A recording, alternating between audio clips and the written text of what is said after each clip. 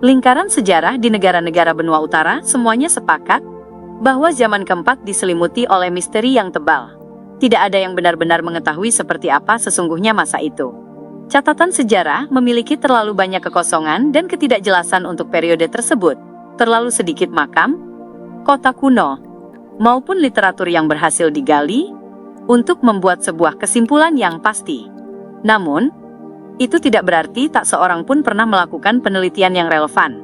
Justru kelangkaannya menunjukkan bahwa masih ada peninggalan dan informasi yang tersisa. Klein yang dulu adalah seorang fanatik terhadap sejarah zaman keempat.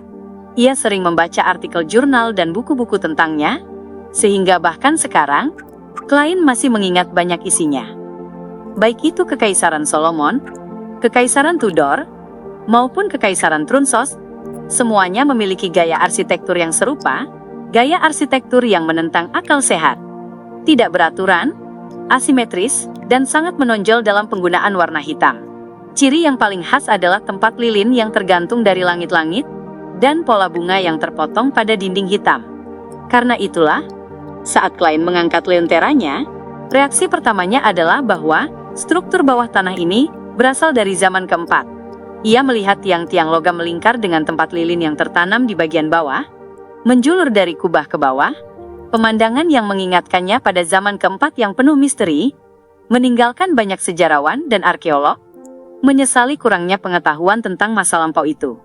Beberapa artikel jurnal menyebutkan bahwa jumlah tempat lilin di setiap bangunan berbeda-beda. Meskipun tiga kekaisaran itu menganggap asimetri sebagai keindahan, mereka tampaknya tetap memiliki aturan yang ketat dan teliti dalam setiap aspek. 3 di kiri, 2 di kanan adalah standar tertinggi yang dapat dinikmati oleh warga biasa. Ini berdasarkan struktur bangunan dan rumah yang masih tersisa. Klein mengangkat lengannya tinggi-tinggi sambil memegang lentera. Ia berjalan perlahan, menghitung jumlah tempat lilin di kedua sisi. Aula itu bahkan lebih luas daripada yang ia perkirakan. Ia telah berjalan setidaknya 100 meter. Sebelum akhirnya melihat sebuah platform setinggi setengah meter dari tanah. Barulah di sana ia melihat dinding tebal yang menandai akhir dari aula. 41 tempat lilin terbalik di kiri, dan 40 di kanan. Ini agak berlebihan. Tingkat bangsawan macam apa ini? Bangsawan kuat? Keluarga Antigonus dan Zaratul semuanya adalah bangsawan dari zaman keempat. Mereka juga adalah keluarga Beyonder yang kuat dan mengerikan. Keluarga bangsawan lainnya seharusnya juga begitu. Sambil membawa lentera, Klein terus maju. Ia melihat tangga di sisi platform setengah tinggi itu, dan juga bekas-bekas goresan di ubin batu hitam. Apakah ini benar-benar peninggalan dari zaman keempat? Sebuah pikiran melintas di benaknya. Dengan penglihatan tajamnya dan cahaya dari lentera, ia menemukan 2 kursi hitam besi di atas platform setengah meter itu. Kursi-kursi besar dan kuno itu menghadap ke kursi-kursi lainnya di bawah. Ada 2 kursi. 2? Kenapa 2? Berdasarkan tata letak, kursi di sini seharusnya mewakili orang dengan kekuasaan dan otoritas tertinggi, tapi kenapa ada 2? Apakah 2 bangsawan dengan kekuatan setara? 2 orang count? 2 duk? Atau 2 pangeran? Klein mulai merasa bahwa pengetahuannya tentang sejarah tidaklah memadai. Ia sangat ingat bahwa banyak artikel jurnal menyebutkan bahwa 3 kekaisaran, Solomon, Tudor, dan Trunsos, memiliki hierarki yang sangat ketat. Berdasarkan teori itu, seharusnya tidak ada pemimpin dengan kedudukan setara dalam satu faksi. Aneh, gumam Klein, ditujukan pada nona pengawal. Apa yang aneh? Sebuah suara lembut tiba-tiba terdengar dari belakangnya. Di aula kuno yang luas, gelap, kosong, dan sunyi, suara itu terdengar sangat menakutkan. Klein menyeringai dan menjelaskan ciri-ciri, pengetahuan sejarah, serta hal-hal yang membuatnya bingung kepada wanita itu. Akhirnya ia menambahkan, ventilasi di sini sangat baik. Aku penasaran apakah ada pintu masuk lain. Nona pengawal, yang hampir menyatu dengan kegelapan, mendengarkan diam-diam dan melirik Klein tajam. Bagaimana kau bisa tahu begitu banyak? Karena dulu aku mahasiswa jurusan sejarah. Klein mengumpat dalam hati lalu tersenyum. Kalau saja aku tidak memilih menjadi detektif, mungkin aku sudah menjadi seorang sejarawan muda yang rajin. Nona pengawal tidak menjawab, juga tidak menghilang. Sebaliknya, Ia melayang naik ke platform lebih dulu. Dengan lentera di tangan, Klein segera menyusul dan menemukan bahwa platform itu sangat besar. Sekitar 40 meter panjangnya dan 10 meter lebarnya. Gaya arsitekturnya megah dan diperbesar. Ini juga salah satu ciri khas zaman keempat. Ujarnya santai sambil mendekati dua kursi besi hitam besar itu. Ia kemudian mengangkat lenteranya dan memeriksanya dengan hati-hati. Sepertinya kursi ini diperuntukkan bagi raksasa setinggi 3 meter untuk duduk. Ada lambang di bagian belakang kursi. Di sisi ini, mahkota hitam. Di sisi lainnya, tangan yang memegang tongkat kerajaan. Aku penasaran apa arti simbol-simbol ini masing-masing. Gumam Klein, tidak mengharapkan jawaban dari nona pengawal. Namun wanita itu tiba-tiba berkata, "Itu lambang keluarga Tudor." Hah? Klein menatap heran, menyadari bahwa nona pengawal merujuk pada simbol tangan yang memegang tongkat. Keluarga Tudor? Apakah ini peninggalan dari dinasti Tudor zaman keempat? Anggota keluarga kerajaan mana yang memiliki istana ini? Klein mengernyit dan berkata, "Apakah kau mengenali lambang yang satunya?" Betapa mengejutkannya, lambang itu disejajarkan dengan keluarga Tudor. Nona pengawal menggeleng tanpa berkata apa-apa. Melihat itu, Klein harus mengesampingkan keinginannya untuk mempelajarinya lebih lanjut, dan berkata, "Setelah keluarga Tudor dan Trunsos mendirikan kekaisaran mereka masing-masing, mereka berdua tetap mempertahankan gaya asli yang berasal dari Kekaisaran Solomon, seperti tempat lilin terbalik, bekas-bekas goresan, dan sebagainya. Ini tidak masuk akal. Jika aku adalah kaisar, bahkan jika aku harus mewarisi banyak hal, aku tetap akan membuat beberapa perubahan untuk menandai keunikanku. Apakah ini berarti ketiga kekaisaran itu memiliki hubungan tersembunyi yang tidak berubah?" Ia menduga bahwa keluarga Solomon, Tudor, dan Trunsos semuanya memegang Black Emperor, yaitu jalur lawyer. Gaya serupa dibutuhkan untuk proses akting. Nona pengawal terdiam beberapa detik sebelum berkata singkat, "Hanya seorang kaisar yang dapat disebut sebagai kaisar. Apakah ini konfirmasi atas dugaanku?" Klein tidak bertanya lagi.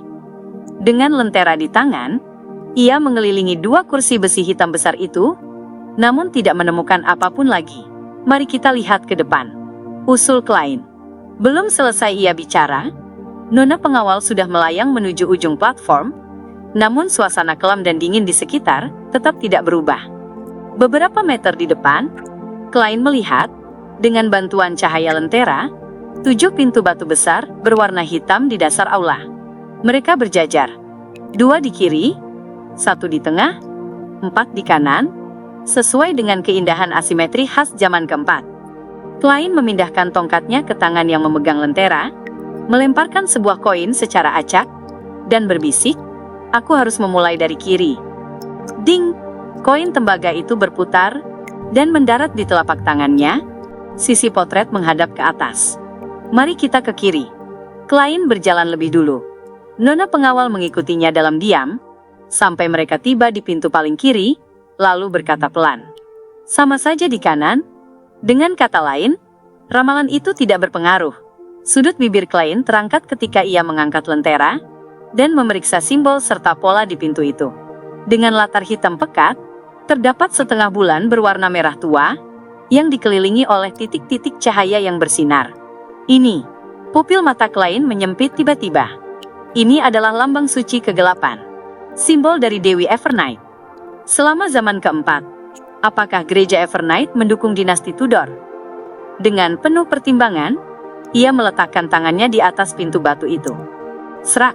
Pintu batu hitam itu perlahan terbuka, diiringi suara gesekan berat. Saat cahaya lentera menerangi ruangan, Klein mulai melihat bagian dalamnya, sedikit demi sedikit.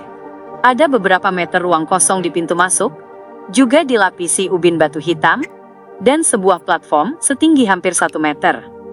Klein maju dengan hati-hati, mengangkat lentera untuk menerangi benda yang berada di atas platform itu. Beberapa detik kemudian, cahaya temaram membentuk siluet sebuah patung besar. Panjangnya sekitar 4 hingga 5 meter, dan hampir memenuhi seluruh ruangan. Itu adalah sosok wanita yang sangat cantik dengan wajah samar. Tangan kanannya menopang kepalanya, saat ia berbaring di atas platform. Ia mengenakan gaun hitam klasik berlapis-lapisan yang tidak terlalu rumit. Di bawah kepalanya, terdapat lingkaran sinar yang memancar. Di gaun wanita itu, terdapat bintik-bintik cahaya yang berkilauan. Itu adalah potongan batu permata yang terang dan berkilau. Sekilas, Klein merasa seolah-olah ia sedang melihat langit malam dan bintang-bintang. Semuanya terbingkai oleh bentuk melingkar di bawah kepala sang wanita, yang menyerupai bulan purnama. Ini, pikiran Klein seakan membeku, namun sebuah dugaan segera muncul dari dalam dirinya. Dewi Evernight, suara nona pengawal terdengar, membawa nada keheranan yang jarang ia tunjukkan. Baik dari segi simbolisme maupun bentuk nyata. Itu tampak seperti patung sang dewi. Dugaan Klein akhirnya terbentuk, bergema keras di dalam pikirannya. Ia teringat pernah bertanya pada Kapten Dan Smith tentang salah satu perbedaan antara dewa jahat dan dewa sejati. Yang pertama dikatakan, memiliki wujud yang menyerupai makhluk cerdas, sedangkan yang kedua hanya memiliki lambang suci yang terbentuk dari simbol-simbol.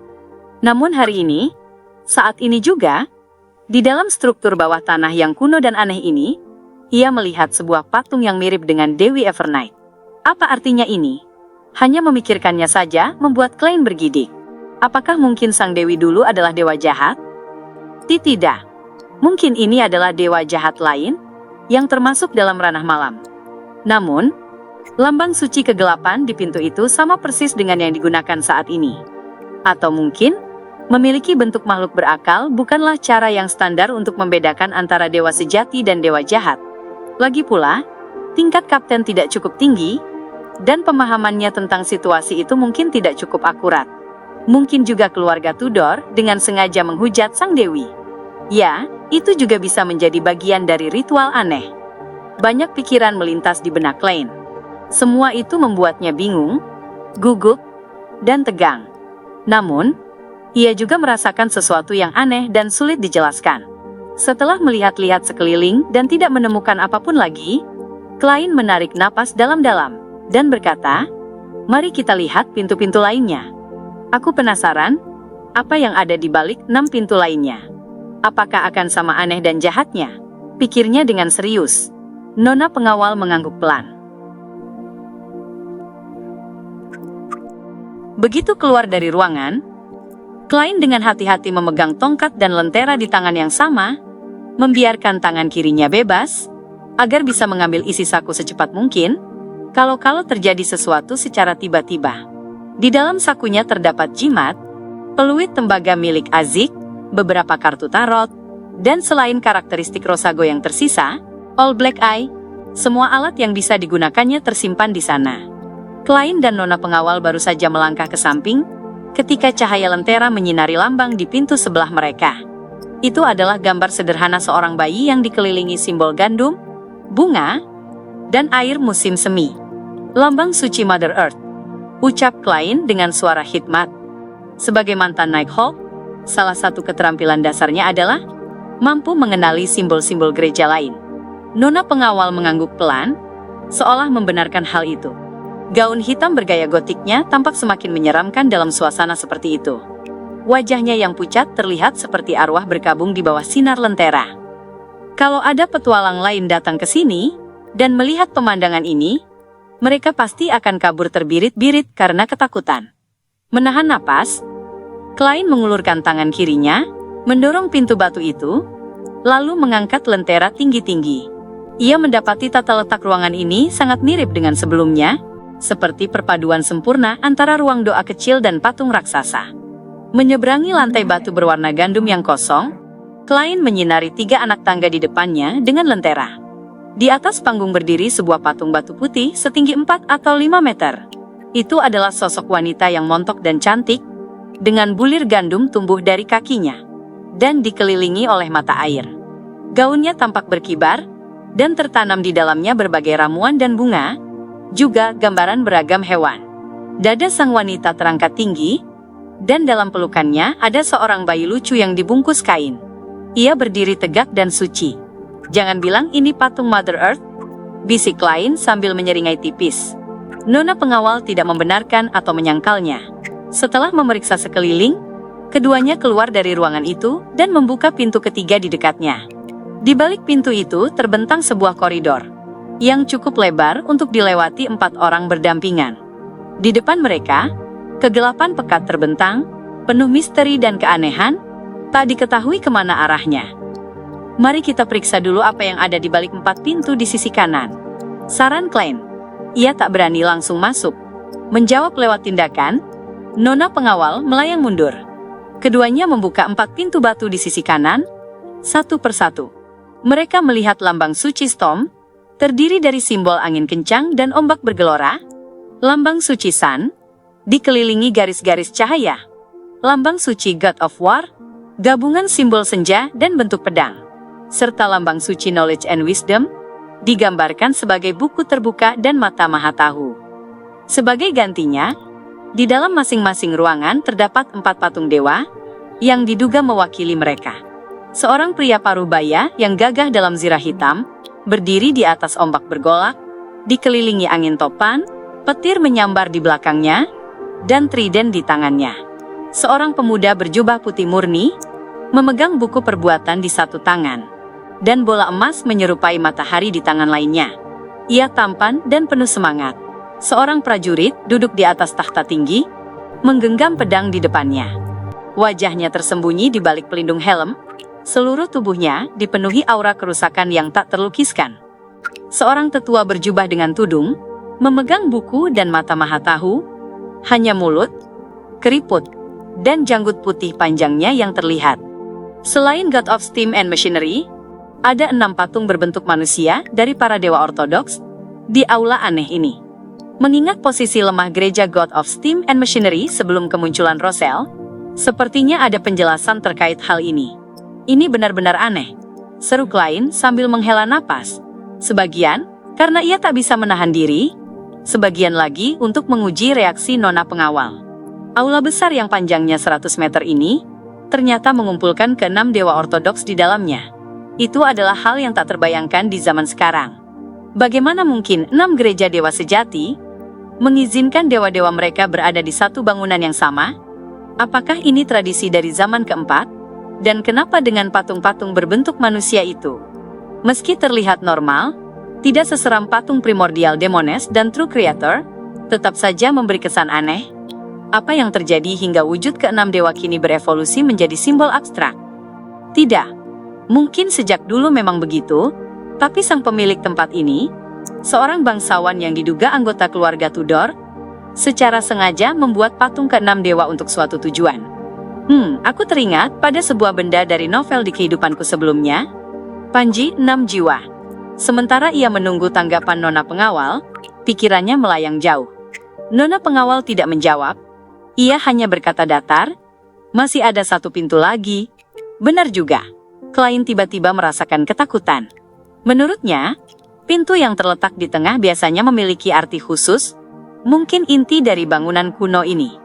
Tentu saja, itu juga berarti tempat tersebut kemungkinan besar adalah yang paling berbahaya. Apa pendapatmu tentang tempat itu? Tanya Klein setelah ragu 2 detik. Karena tak bisa menggunakan kabut abu-abu untuk menyingkirkan gangguan, ia merasa bahwa persepsi spiritual dan insting spiritual nona pengawal jauh lebih bisa diandalkan daripada kemampuan ramalnya saat ini. Bagaimanapun, ia berada dalam keadaan yang sangat khusus, hampir menyerupai wujud spiritual, memungkinkan komunikasi langsung dengan dunia roh, tanpa hambatan untuk mendapatkan wahyu. Nona pengawal memejamkan mata, dan menjawab beberapa detik kemudian, sangat berbahaya, tapi bahayanya tertekan. Kalau masuk lebih dalam, jangan sentuh apapun. Bahayanya tertekan. Apakah ini berarti ada sesuatu yang disegel di dalam? Gumam Klein dalam hati, saat ia dan nona pengawal berjalan ke arah pintu batu di tengah, dan melangkah ke lantai yang gelap. Cahaya lentera tampak sedikit meredup, seolah kesulitan mengusir kegelapan di depan. Klein memasukkan tangan kirinya ke saku, menggenggam peluit tembaga azik dan beberapa jimat. Setelah sekitar 30 langkah, nona pengawal tiba-tiba berhenti. Klein mengangkat lentera di tangan kanannya, dan melihat bahwa jalan di depan mereka terhalang oleh batu dan tanah. Di kiri dan kanan terdapat 2 pintu batu, dengan bentuk yang sama seperti di aula utama. Pintu di sisi kanan terbuka sedikit, dan dipenuhi lumpur dan batu. Mungkin bangunan kuno ini dulu berada di atas tanah, tapi karena suatu alasan akhirnya tenggelam dan runtuh, gumam Klein. Hanya ada satu arah yang bisa kita pilih. Sebelum ia selesai berbicara, ia melihat nona pengawal melayang maju, menempel ke batu besar itu, menyatu dengannya, lalu menghilang. Mulut Klein berkedut, dan ia menunggu dengan sabar. Beberapa menit kemudian, nona pengawal keluar dari lumpur di sisi kanan, tubuhnya sama sekali tak berdebu. Sudah runtuh total. Simpulnya datar. Klein terdiam sesaat, dan hanya bisa tersenyum kecut. Setelah itu, keduanya serentak menatap ke kiri, ke arah pintu batu yang sedikit terbuka.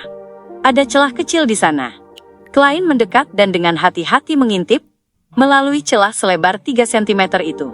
Spirit vision-nya, yang sebelumnya terhalang oleh pintu batu, langsung menangkap sesuatu. Ada setidaknya 4 cahaya spiritual yang terang dan kuat di dalam, 2 di antaranya berwarna emas gelap, dan 2 lainnya biru tua seperti laut.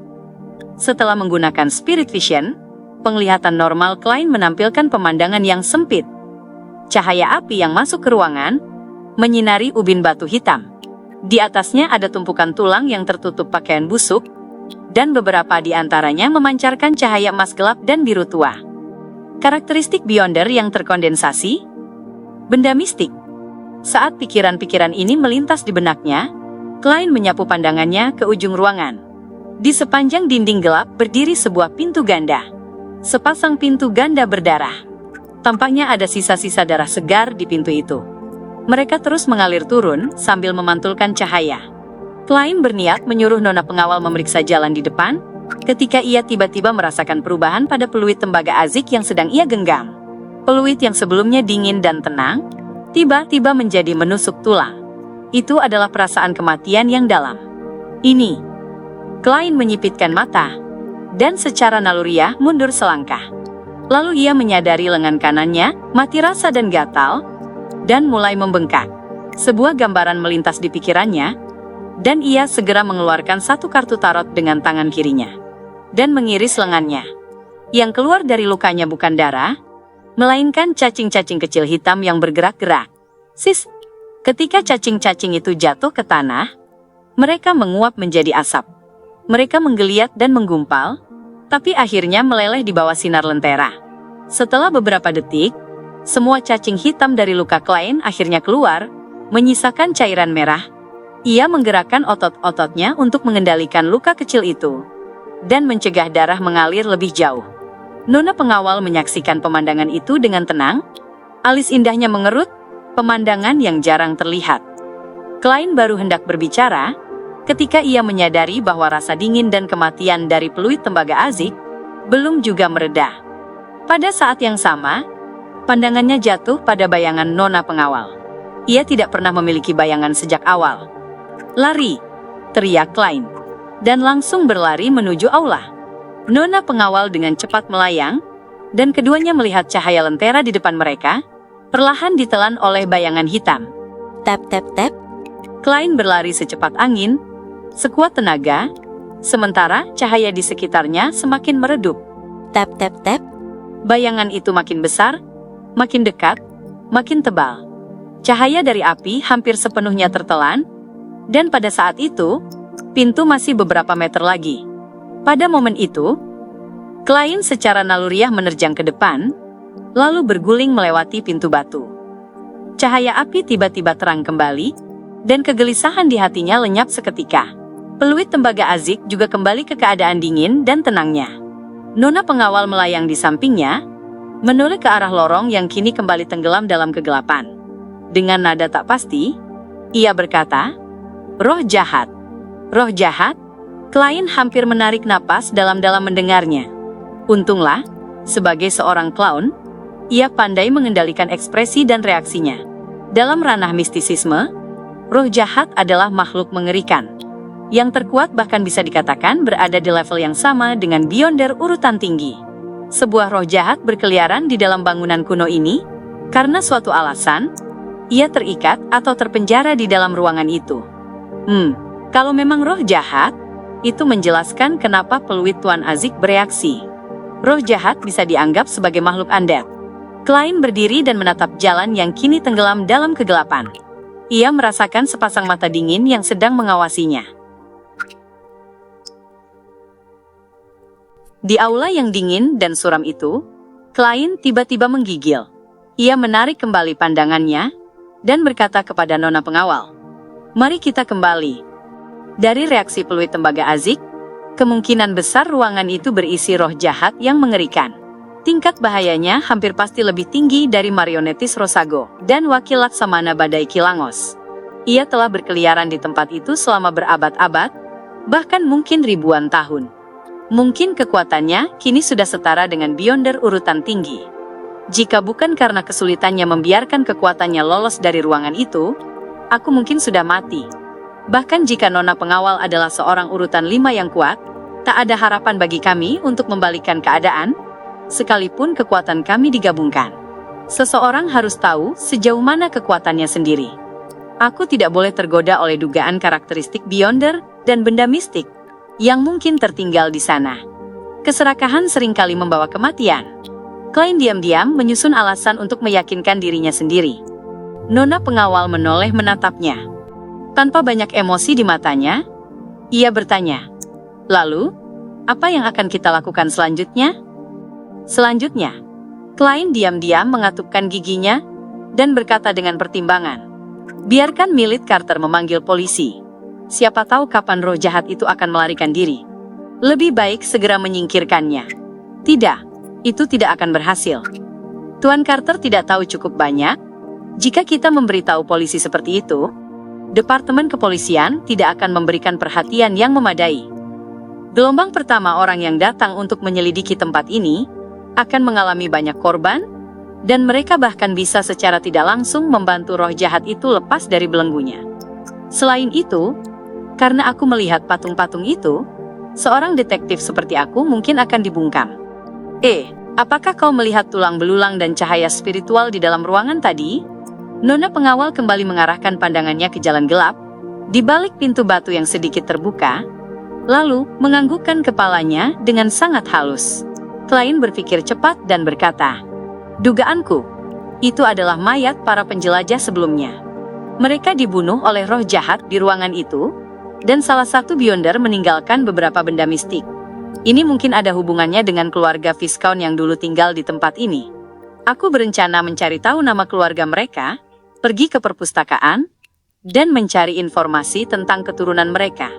Mungkin saja aku bisa mendapatkan petunjuk berharga. Setelah mendapat konfirmasi awal tentang situasinya, aku akan membuat keputusan berdasarkan tingkat bahayanya.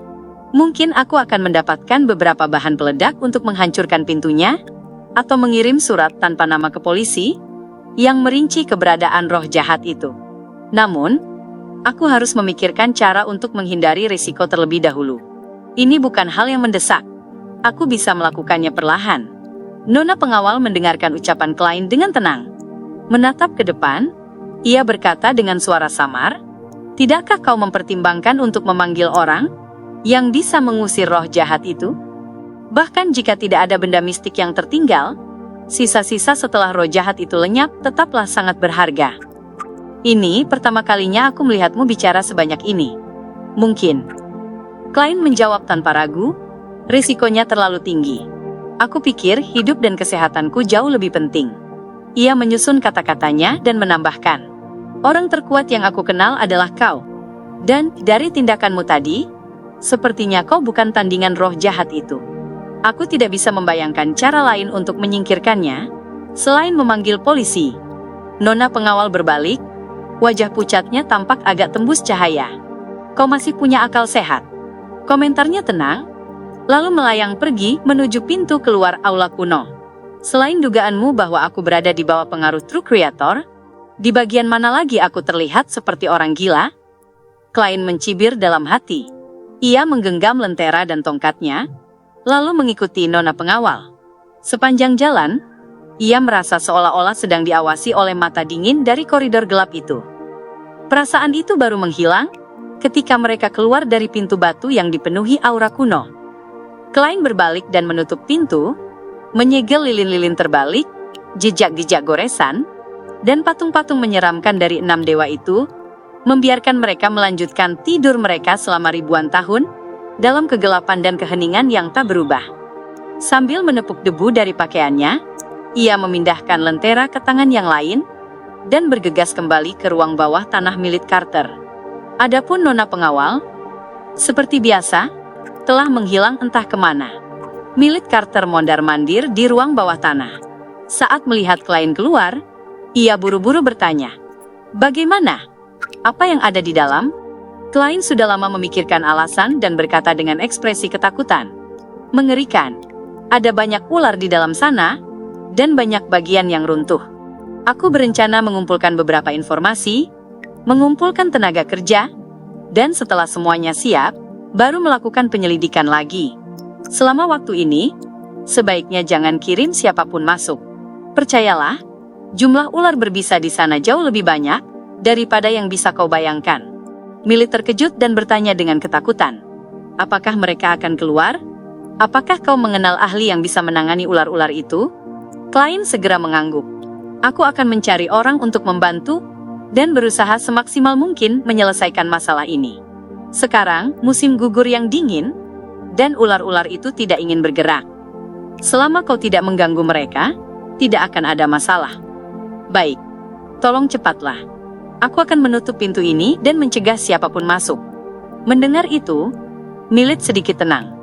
Ketika klien melihat bahwa majikannya benar-benar ketakutan oleh kata-katanya, ia segera meletakkan lentera, membetulkan kacamata berbingkai emasnya, dan berkata, "Selanjutnya, aku akan mengumpulkan beberapa informasi. Aku akan terlebih dahulu memahami tata letak struktur bawah tanah itu, sebelum menyelidikinya lagi. Itu berarti kau harus memberitahuku siapa Viscount yang awalnya memiliki rumah ini." Milit membeli bangunan ini justru karena dulunya merupakan rumah bangsawan, jadi ia segera menjawab, "Viscount Pound." "Apa yang kau ketahui tentang dia dan keluarganya?" tanya Klein dengan nada profesional. Milit berpikir sejenak lalu berkata, "Tidak banyak. Aku hanya tahu bahwa dia mendapatkan gelar kebangsawanannya dalam pertempuran sumpah yang dilanggar. Keluarganya pernah menikmati masa kejayaan, tetapi beberapa dekade kemudian, tiba-tiba merosot karena alasan yang tidak diketahui. Keluarga itu terus kehilangan pewaris, sehingga akhirnya harus mencari kerabat jauh untuk mempertahankan gelar bangsawan. Dan Viscount Pound yang baru itu, dia menghambur-hamburkan sebagian besar kekayaan keluarga, dan dia diturunkan menjadi baronet oleh raja.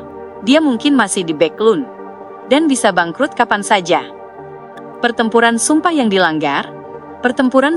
dilanggar yang dimulai pada tahun 738 di masa epok kelima. Sebagai lulusan sejarah, Klein secara naluriah mengingat pengetahuan terkait. Perang yang terjadi sekitar 6 abad yang lalu itu adalah perang yang melibatkan agama. Kerajaan Venapotter di selatan awalnya memuja Mother Earth dan God of Knowledge and Wisdom, tetapi karena beberapa faktor, kedua gereja itu mulai berseteru, dan para pengikutnya sering bentrok.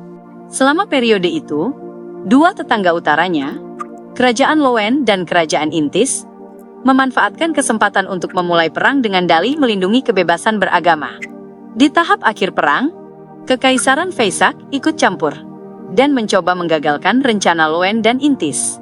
Namun, mereka tetap gagal membalikan keadaan. Hasil dari perang itu adalah perbatasan antara Lowen dan Venapotter, serta Intis dan Venapotter, negara-negara seperti Lambert, Masin, dan Segar, memperoleh kemerdekaan. Mereka sebagian besar menyembah God of Knowledge and Wisdom, meninggalkan gereja Mother Earth sebagai satu-satunya agama resmi di kerajaan Venapotter. Konflik yang berlangsung selama 5 tahun itu disebut pertempuran sumpah yang dilanggar, karena kedua pihak saling menuduh telah melanggar sumpah suci di akhir epok keempat. Setelah itu, lebih dari 300 tahun perdamaian menyelimuti benua utara. Ini tidak berarti tidak ada konflik antar negara, tetapi tidak ada perang sebesar itu lagi. Masa itu bertahan hingga Rossel menemukan mesin uap dan menyempurnakan kapal layar serta artileri. Itu adalah informasi yang tercatat dalam buku sejarah. Kalau dipikir sekarang, karena ini menyangkut keyakinan, pasti ada Beyonder dari gereja yang terlibat. Pasti ada perang Beyonder yang sengit. Namun, katanya masa itu adalah masa yang minim Beyonder. Pertempuran skala skuadron, apakah kemerosotan mendadak keluarga Pound, dan hilangnya pewaris secara beruntun yang terjadi beberapa dekade lalu, Ada hubungannya dengan penemuan struktur kuno bawah tanah ini? Dengan penuh pertimbangan, Klein bertanya, apakah kau tahu di mana Baronet Pound tinggal sekarang? Aku tidak tahu. Maaf, Milith menggeleng pelan. Klein mengajukan beberapa pertanyaan lagi, tetapi ketika melihat bahwa ia tidak bisa mendapatkan informasi lebih lanjut, ia berpamitan dan kembali ke Jalan Minsk nomor 15. Saat itu, hampir pukul 5 sore, dan langit sudah sekelam malam. Klein berpikir bahwa perpustakaan umum mungkin sudah tutup, jadi ia menunda dulu penyelidikan tentang struktur bawah tanah, dan mulai menyiapkan makan malam untuk dirinya sendiri. Ia awalnya ingin belajar membuat mie Vienna Potter, berdasarkan resep di surat kabar, tetapi akhirnya hanya membuat mie yang dicampur daging, saus, dan sayuran. Di luar dugaan, rasanya cukup enak. Setelah kenyang, Klein melemparkan koin secara acak untuk meramal, apakah ia harus memberitahu polisi. Ia mendapat jawaban negatif. Malam di Backlund setenang kota-kota lainnya, setidaknya di Sherwood Borough. Klein tidur nyenyak, melayang di antara berbagai mimpi tanpa tujuan, ketika tiba-tiba ia menyadari dengan terkejut bahwa dirinya sedang bermimpi. Seseorang menyerbu mimpiku? Klein menahan diri untuk tidak mengernyit, dan berpura-pura melihat sekeliling dengan bingung. Ia mendapati dirinya berada di gurun kuning yang membara. Tiba-tiba, terdengar raungan dari langit, dan seekor monster raksasa berwarna hitam dan emas terbang melintas.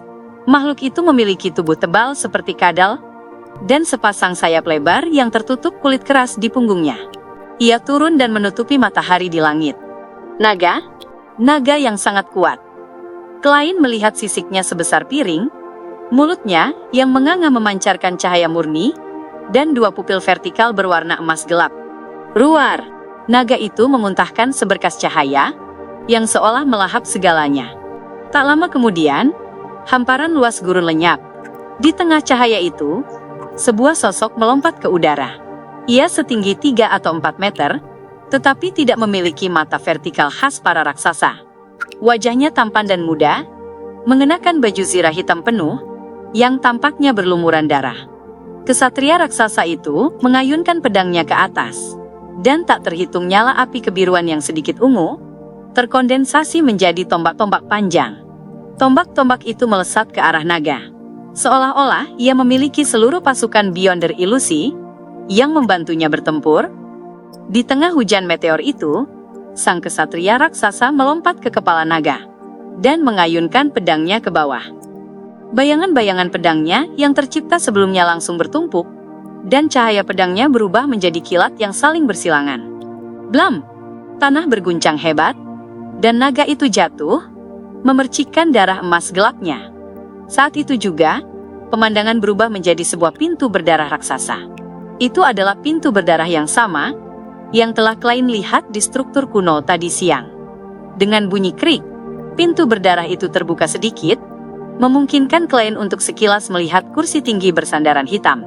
Seorang pria bertubuh normal duduk di kursi tinggi itu. Kepalanya tertunduk, diam, dan sama sekali tidak bergerak. Saat penglihatannya semakin dekat, Klein melihat pakaian pria itu dengan jelas. Tampaknya ia adalah kesatria yang baru saja membunuh naga itu, dan ia masih mengenakan zirah hitam yang berlumuran darah. Satu-satunya perbedaan adalah tinggi badannya yang tidak lagi 3 atau 4 meter. Pada saat itu, pria itu tiba-tiba mengangkat kepalanya. Wajah tampannya yang muda menunjukkan tanda-tanda pembusukan yang mengerikan. Matanya sedingin es, dan tanpa emosi. Klein terlonjak ketakutan dan terbangun dari mimpinya. Saat membuka mata, ia melihat sinar bulan merah menyala menembus tirai. Di bawah cahaya redup bulan merah tua, Klein menyingkap selimutnya dan bangun. Bagi seorang seer, memberi perhatian pada mimpi adalah hal mendasar, dan mimpi yang baru saja ia alami jelas tidak bisa dianggap sebagai mimpi buruk biasa. Mengenakan pakaian yang cukup nyaman, ia berdiri di depan cermin seluruh tubuh dan berkata pelan, "Aku bermimpi tentang pintu berlumuran darah di dalam ruangan itu." Sosok nona pengawal perlahan tampak di permukaan cermin. Ia menjawab tanpa ekspresi, "Itu pengaruh dari aura roh jahat. Pengaruh itu akan perlahan melemah hingga akhirnya lenyap." "Begitukah?" Klein mengangguk pelan lalu kembali ke sisi tempat tidur. Ia mengambil arloji saku emasnya dan membukanya. Melihat waktu masih terlalu pagi, ia kembali berbaring untuk tidur. Kali ini, ia tak lagi mengalami mimpi yang sama seperti sebelumnya. Keesokan harinya, Minggu pagi, Klein bangun dengan semangat tinggi. Ia membuat telur setengah matang untuk dimakan bersama roti mentega. Di kerajaan Loen, atau lebih tepatnya, di seluruh negara benua utara, membaca koran saat sarapan adalah kewajiban bagi para pria terhormat, dan Klein bukan pengecualian. Ia membuka surat kabar yang ia buat langganan, Tusok Times, Backlund Morning Post, dan Backlund Bulletin. Rancangan Undang-Undang Ujian Terpadu Pegawai Negeri telah resmi disahkan oleh Majelis Bangsawan. Ujian pertama akan diadakan awal Desember, dan ujian kedua pada akhir Januari tahun depan. Wawancara terakhir akan dilakukan 2 minggu setelah itu. Dalam waktu 1 minggu, pemerintah akan mengumumkan posisi dan persyaratan yang terlibat dalam ujian ini, serta memulai proses pendaftaran. Para jurnalis memperkirakan sebagian besar ujian akan diadakan di Backlund. Klein membaca cepat isi berita itu, lalu mengambil cangkirnya dan menyesap teh hitam Sibe. Ia tak bisa menahan diri untuk memikirkan Benson dan merenung dalam hati. Rancangan undang-undang disahkan pada akhir September. Posisi akan diumumkan awal Oktober, dan pendaftaran selesai pada awal November. Ujian dimulai awal Desember. Jadwalnya ketat dan tidak masuk akal. Itu menunjukkan betapa Raja dan Perdana Menteri terburu-buru untuk melaksanakannya. Tapi itu menguntungkan Benson. Ia sudah bersiap 2 bulan lebih awal dari orang lain.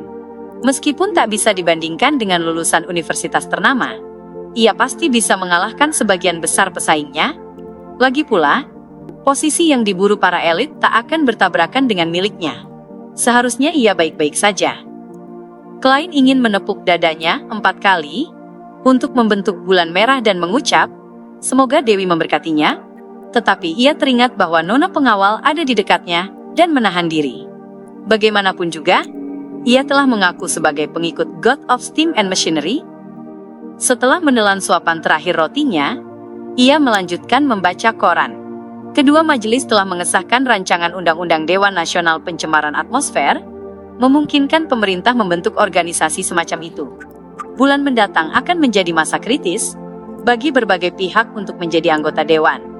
Seorang jaksa publik independen untuk industri alkali telah disetujui, dengan tujuan meminimalkan tingkat polusi di pabrik asam dan alkali. Halaman kelima tidak memuat iklan pembelian barang dari Ernst Firm. Tak perlu mempertimbangkan untuk menghadiri pertemuan Beyonder besok malam. Kota Tingen, Jalan Daffodil nomor 2. Benson membaca dan mengulang berita di surat kabar, melupakan roti yang ada di piringnya. Rancangan Undang-Undang Ujian Terpadu Pegawai Negeri disahkan? Tanya Melissa, mengenakan gaun hitam panjang, saat melihat kakaknya bersikap aneh. Surat kabar beberapa hari terakhir memang terus memberitakan tentang rancangan undang-undang yang akan disahkan itu. Benson akhirnya meletakkan koran, menyibak rambut hitamnya, dan menghela napas panjang. Ya, pada saat itu, keduanya terdiam. Ruangan benar-benar sunyi, bahkan suara benturan pisau dan garpu di piring pun tak terdengar. Suasana tak terlukiskan itu dipecahkan oleh Bella, pelayan yang keluar dari dapur. Benson tersenyum dan berkata, "Ini sudah bisa diprediksi. Sebenarnya, yang paling penting adalah berita sebelumnya." Oh, ekspresi Melissa luar biasa tenang. Benson menggigit rotinya dan tersenyum. Berita bahwa Politeknik Teknologi Backlund akan diubah menjadi universitas. Universitas itu akan resmi menerima mahasiswa tahun depan. Mereka tidak akan menguji tata bahasa dan sastra klasik, melainkan fokus pada aspek teknis. Ini sangat cocok untuk para lulusan dan siswa sekolah teknik dimanapun. Melissa, kurasa kau bisa mencobanya. Tapi, Melissa spontan membantah. Benson memotongnya sambil tersenyum. Biayanya akan setengah lebih murah daripada Universitas Tingen, Perth, Hoy, Backlund, dan universitas lainnya. Biayanya setara dengan Universitas Industri Konstan di Midshire, dan akan ada lebih banyak kesempatan beasiswa. Melissa, bukankah kau menyukai mesin, uap, dan hal-hal semacam itu? Ini kesempatan terbaik untuk mempelajari pengetahuan yang lebih maju dan mendalam. Cobalah. Bagaimana? Jangan khawatir soal membuang-buang uang. Meskipun uang itu bisa mempertahankan kehidupan kita sekarang tanpa perlu bekerja, kita masih muda, kita tidak boleh mendefinisikan hidup kita seperti ini. Seperti yang kau lihat, dibandingkan beberapa bulan lalu, tata bahasaku sudah jauh membaik. Mungkin akan lebih baik jika kita berganti lingkungan. Aku tahu kau enggan berpisah dari Tingen dan tempat ini. Baiklah, kita akan kembali suatu hari nanti, tapi bukan saat kita masih muda. Melissa memandang berbagai komponen di meja kopi, bibirnya bergerak beberapa kali sebelum berkata, "Lalu bagaimana dengan Bella?" Sejak kematian Klein, ia tak ingin mempekerjakan pelayan lagi. Namun, ketika ia memikirkan betapa menyedihkannya hidup Bella jika kehilangan pekerjaannya, ia membatalkan niat itu. Lagi pula, pengeluaran tambahan 5 soli per minggu bukanlah apa-apa bagi keluarga Moretti, yang memiliki tunjangan tahunan setidaknya 300 pound. Mendengar itu, Benson menggeleng sambil tertawa. Masih ada beberapa bulan sebelum hal itu terjadi. Kita bisa membiarkan Bella mencari pekerjaan baru lebih awal. Sebelum itu, kita akan terus membayarnya dan memberinya kamar tidur. Selain itu, kemampuan memasaknya jauh lebih baik sekarang, jadi dia bisa melamar menjadi koki di rumah orang lain. Sayang sekali. Haha, tentu saja, semua itu bergantung pada syarat bahwa kau bisa lulus ujian masuk Universitas Teknologi Backlund. Ia awalnya ingin mengatakan bahwa sayang sekali, Bella tak punya banyak waktu untuk belajar memasak, tetapi melihat ekspresi suram Melissa, ia cepat-cepat mengalihkan pembicaraan. Sebelum Melissa sempat mengatakan apapun, Benson tersenyum dan menyentuh rambutnya. Aku berencana mengundurkan diri besok dan fokus mempersiapkan ujian. Sebagian besar posisi katanya akan berada di Backlund. Itu tujuanku. Aku berharap kita bisa pergi ke sana bersama. Melissa terdiam sejenak, sebelum perlahan menganggukkan kepala. Pada saat yang sama, ia meletakkan pisau dan garpunya, menyeka mulutnya dengan serbet, dan berkata, "Aku akan ke kamar mandi." Baiklah. Benson menatap adiknya yang meninggalkan meja makan, dan senyum yang terpampang di wajahnya perlahan memudar. Ia mengeluarkan arloji saku perak dengan ukiran daun anggur, memandanginya lama, lalu menghela napas pelan. Sepanjang hari Minggu, Klein sibuk di perpustakaan umum Sherwood Borough, mencari informasi tentang Viscount Pound. Namun keluarga Viscount itu tidak memiliki satupun biografi, juga tak pernah menarik minat sejarawan manapun untuk meneliti secara khusus. Informasi tentang mereka tersebar secara acak dalam catatan sejarah, dan Klein, yang tidak memiliki fitur fungsi pencarian, merasakan sakit kepala hebat, menghadapi lautan buku dan esai. Ia menghabiskan 6 jam menelusuri berbagai informasi, tetapi tidak menemukan satupun yang berguna.